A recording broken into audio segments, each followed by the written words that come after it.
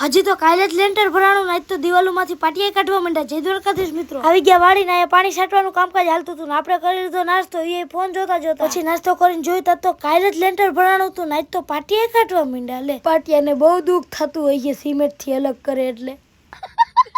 અહીંયા સીડીના પાટિયા નીકળવા માંડ્યા ને આપણે કોથરા પલાળવા માંડ્યા ને પછી ભીના કોથરાના ઉપર ઘા કરવા માંડ્યા, કેમ કે ત્યાં પાથરવાના હતા. પછી બપોરે જયદીપભાઈ પાણી છાંટવા માંડ્યા તો ફૂલ પવન નીકળ્યો. હું અંદર કરી ગયો કે હું ના ઉડી જાઉં. તમે આવાજ સાંભળો તો મને બહુ બીક લાગે. ઈ કઈ પક્ષીનો અવાજ હતો એ મને ખબર નહીં. પછી ભાઈ મને હરિયા કાપવા વરગાડી દીધો. મારાથી થોડો માંડ ઉપડતો તો તોય હું હરિયા કાપવા માંડ્યો ને હરિયા કાપીને ફ્રી થયો તો મને બીજું કામ જડી ગયું. લ્યો, કામ એ હતું કે આપણે પાણી ડોલ ભરીને જયદીપભાઈ ને દેવાનું, એને પાણી છાંટવાનું હોય કેમ કે લાઈટ નહોતી એટલે ડોલ થી હારવું પડે. જેવું પાણી છાંટવાનું કામ પૂરું થયું પછી તમે જ જોવો. સેન્ટુ તો બિન હેટકુઈના રસ્તે એ પોલા પડી ગઈ. પછી આપણે ખેતરમાં આવી ગયા. એ ભાંગેલ ટોટલ બેટ લઈને રમવા માંડ્યા આપણે પાણીથી.